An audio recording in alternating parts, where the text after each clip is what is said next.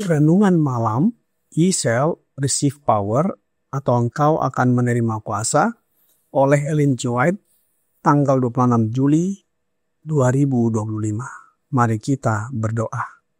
Bapa kami yang di sorga, Allah yang kami sembah melalui anak-Mu Yesus Kristus, pada malam ini kami datang menghampiri hadirat-Mu yang kudus, bersyukur dan berterima kasih oleh sebab penyertaan dan perlindungan Bapa bagi kami sepanjang hari hingga malam ini. Pada malam ini kami siap mendengarkan firman-Mu melalui renungan malam. Mohon karuniakan roh Yesus Kristus dalam hidup kami, sehingga kami dapat mengerti firman-Mu dan menghidupkannya dalam kehidupan kami sehari-hari. Besertalah dengan kami saat kami mempelajari firman-Mu. Kami persembahkan doa ini di dalam nama Yesus, Tuhan dan Juru Selamat kami. Amin. Renungan malam ini akan dibacakan oleh Saudara Aldo Banteng. Kepada Saudara Aldo, kami persilahkan. Selamat malam untuk kita semua. Renungan malam kita pada hari ini, Sabtu tanggal 26 Juli tahun 2025 berjudul Penjual buku berbakat untuk bersaksi. Dengan segala rendah hati aku melayani Tuhan.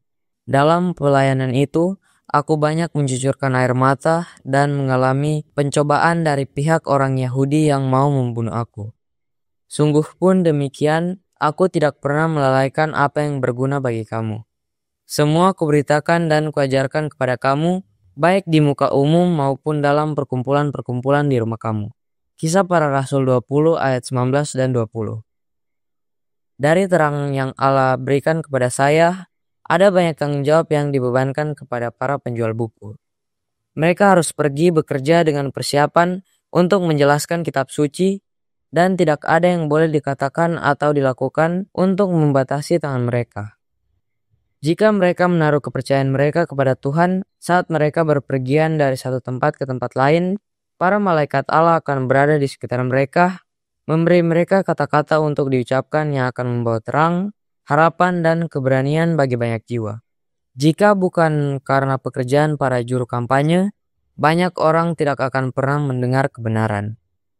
Dari semua karunia yang telah diberikan Allah kepada manusia, tidak ada yang lebih mulia atau merupakan berkat yang lebih besar daripada karunia berbicara, jika karunia itu disucikan oleh Roh Kudus. Dengan lidah kita meyakinkan dan membujuk, dengan lidah kita memanjatkan doa dan pujian kepada Allah, dan dengan lidah kita menyampaikan pikiran-pikiran yang kaya akan kasih Sang Penebus. Melalui pekerjaan ini, seorang penceramah dapat menyebarkan benih-benih kebenaran yang menyebabkan terang dari firman Allah bersinar ke dalam pikiran banyak orang. Saya sungguh berharap tidak ada pikiran yang akan mendapat kesan bahwa hal itu meremehkan seorang pendeta Injil untuk berkhotbah. Dengarkan kesaksian Rasul Paulus. Kamu tahu bagaimana aku hidup di antara kamu sejak hari pertama aku tiba di Asia ini. Dengan segala rendah hati aku melayani Tuhan. Dalam pelayanan itu, aku banyak mencucurkan air mata dan banyak mengalami pencobaan dari pihak orang Yahudi yang mau membunuh aku. Sungguh pun demikian, aku tidak pernah melalaikan apa yang berguna bagi kamu. Semua aku berikan dan kuajarkan kepada kamu, baik di muka umum maupun dalam perkumpulan-perkumpulan di rumah kamu. Aku senantiasa bersaksi kepada orang-orang Yahudi dan orang-orang Yunani supaya mereka bertobat kepada Allah dan percaya kepada Tuhan kita Yesus Kristus. Kisah Para Rasul 20 ayat 18-21. Paulus yang fasih berbicara, yang kepadanya Allah menyatakan dirinya dengan cara yang luar biasa, pergi dari rumah ke rumah dengan segala kerendahan hati dan dengan banyak mencucurkan air mata dan pencobaan. Dikutip dari The Home Missionary, 1 November 1896. Demikianlah bacaan renungan malam kita pada hari ini. Terima kasih dan Tuhan Yesus memberkati. Terima kasih atas penata layanan Saudara Aldo. Tuhan Yesus memberkati. Selamat malam saudara-saudari dalam Yesus Kristus. Renungan malam ini berjudul Penjual buku berbakat untuk bersaksi. Kami mohon maaf, ada sedikit kesalahan terjemahan. Di dalam bahasa Inggris disebutkan judul renungan malam ini adalah The Confessor Gifted to Testify. Arti confessor adalah seorang yang melakukan penjualan atau promosi produk atau layanan secara langsung dengan mendatangi calon pelanggan, baik di rumah, tempat usaha, atau area publik.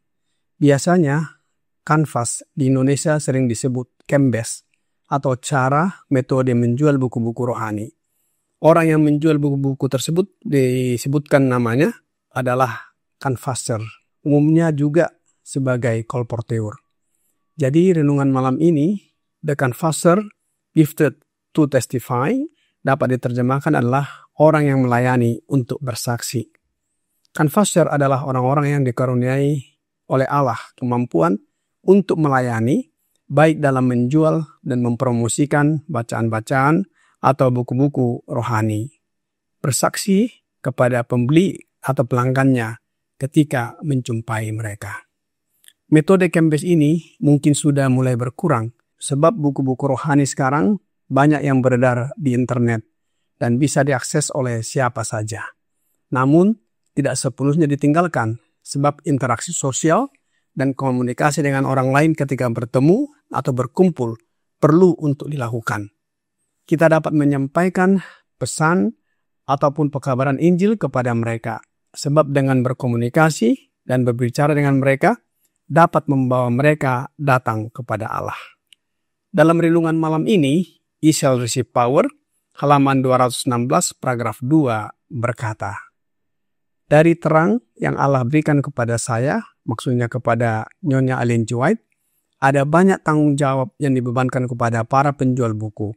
Mereka harus pergi bekerja dengan persiapan untuk menjelaskan kitab suci dan tidak ada yang boleh dikatakan atau dilakukan untuk membatasi tangan mereka.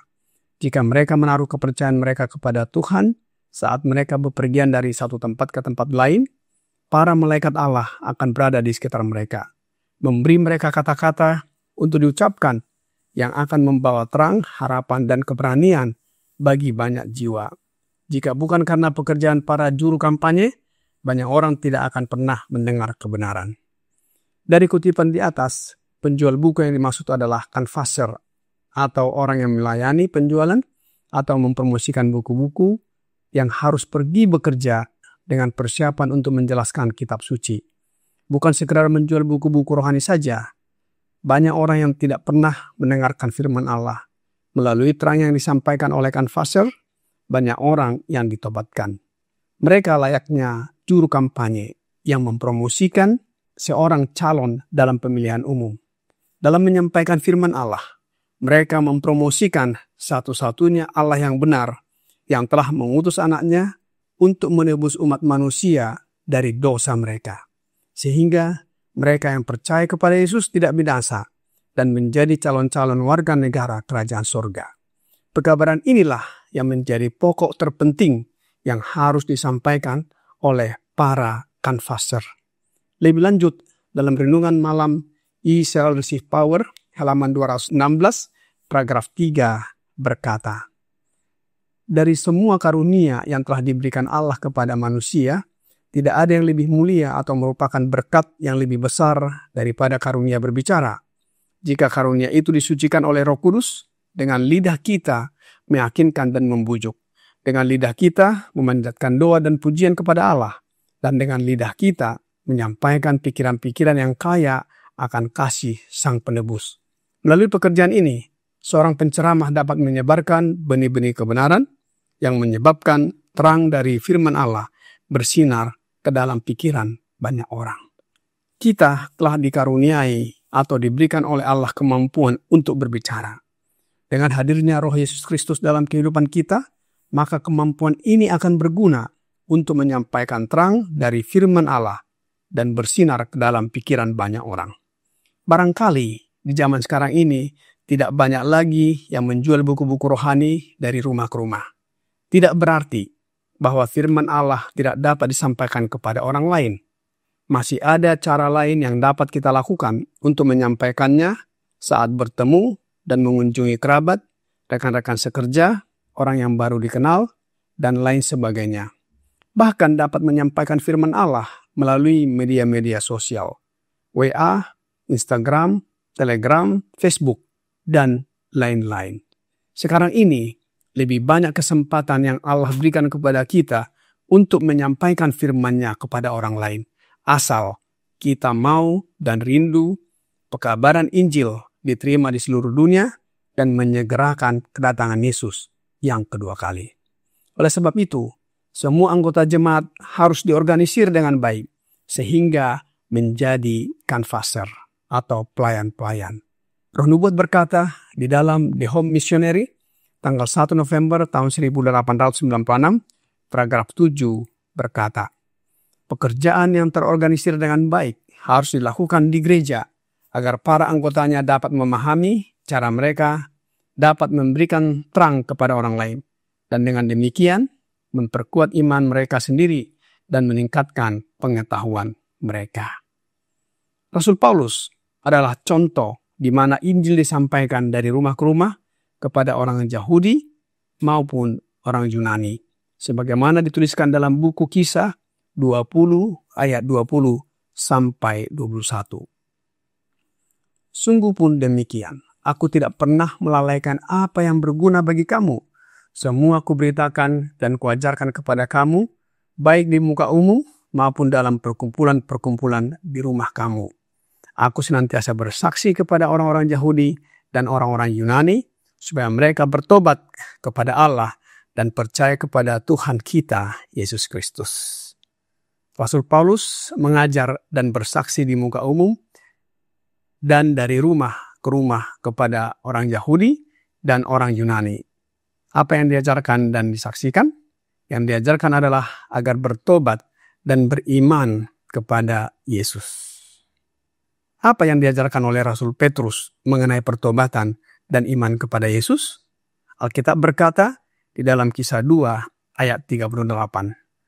Jawab Petrus kepada mereka, bertobatlah dan hendaklah kamu masing-masing memberi dirimu dibaptis dalam nama Yesus Kristus untuk pengampunan dosamu, maka kamu akan menerima karunia Roh Kudus. Orang-orang yang bertobat, mengakui dosa-dosanya dan berbalik, datang kepada Yesus dan dibaptiskan di dalam nama Yesus Kristus, maka mereka diampuni dan dosa-dosanya dihapuskan oleh Allah. Kisah 3 ayat 19. Kemudian mereka akan menerima pengurapan Roh Kudus, yaitu Roh Yesus. Hidup mereka dibenarkan. Dalam perjalanannya, mereka akan berjalan dengan tuntunan Roh Kudus, dan dari hari ke hari, hidup mereka disucikan. Kita bisa baca di dalam Kisah 26 ayat 20. Apa yang terjadi ketika kita tidak bertobat? Atau apa yang terjadi ketika orang-orang yang kita kabarkan pekabaran Injil kepada mereka tidak bertobat? Yesus berkata dalam Lukas 13 ayat 3. Tidak, kataku kepadamu, tetapi jikalau kamu tidak bertobat, kamu semua akan binasa atas cara demikian. Sebaliknya, apa yang terjadi ketika orang-orang bertobat? Yesus berkata dalam buku yang sama, Lukas 15 ayat 7. Aku berkata kepadamu, demikian juga akan ada sukacita di sorga karena satu orang berdosa yang bertobat. Lebih daripada sukacita karena 99 orang benar yang tidak memerlukan pertobatan. Mengapa orang-orang yang bertobat dan dibaptiskan hanya di dalam nama Yesus saja? Kisah 4 ayat 12 berkata, dan keselamatan tidak ada di dalam siapapun juga selain di dalam Dia, sebab di bawah kolong langit ini tidak ada nama lain yang diberikan kepada manusia yang olehnya kita dapat diselamatkan. Selanjutnya, di dalam tulisan Roh Nubuat, Kisah Para Rasul halaman 43, paragraf 3 berkata, Petrus menegaskan kembali kepada orang-orang yang terhukum atau orang-orang Yahudi itu fakta bahwa mereka telah menolak Kristus karena mereka telah ditipu oleh para imam dan penguasa. Dan bahwa jika mereka terus meminta nasihat kepada orang-orang ini dan menunggu mereka mengakui Kristus sebelum mereka berani melakukannya, mereka tidak akan pernah menerimanya. Orang-orang berkuasa ini, meskipun mengaku saleh, berambisi untuk mendapatkan kekayaan dan kemuliaan duniawi, mereka tidak mau datang kepada Kristus untuk menerima terang. Renungan malam ini adalah pelajaran vital bagi kita, sebab banyak pekabar Injil, pendeta, para pengajar, guru-guru agama yang tidak menyampaikan Injil yang benar tentang pertobatan dan baptisan yang benar sesuai dengan Alkitab maupun Roh Nubuat. Ada yang dibaptis dengan percik atau diselamkan, namun semuanya tidak dalam nama Yesus, melainkan dengan nama Yesus yang lain. Karena tidak mengaku Yesus sebagai anak Allah, sebagaimana yang Alkitab dan Roh Nubuat katakan. Sungguh sukacita yang luar biasa melihat jiwa-jiwa yang diselamatkan melalui orang-orang yang melayani Allah dalam pekerjaan mereka untuk menyampaikan firman-Nya dari rumah ke rumah, dari kota ke kota, dan dari desa ke desa, maupun melalui fasilitas-fasilitas yang ada saat ini di sosial media, di grup WA, dan lain sebagainya. Kiranya renungan malam ini membawa pembaharuan bagi kita. Tuhan Yesus memberkati. Mari kita berdoa. Bapa kami yang di sorga, kami bersyukur atas firman-Mu yang sudah kami dengarkan malam ini. Kiranya melalui kehadiran Roh Yesus Kristus dalam hidup kami, menuntun dan mengajar kami agar mempunyai kuasa dan kemampuan untuk melayani dalam pekerjaan, menyelamatkan jiwa-jiwa melalui pembicaraan dengan orang lain, baik secara pribadi, dari rumah ke rumah, dan di tempat lainnya. Biarlah melalui kehadiran kami dapat menjadi saksi-saksi dan terang bagi sesama kami. Banyak kelemahan dan dosa yang kami lakukan ya Bapa, mohon ampuni kami.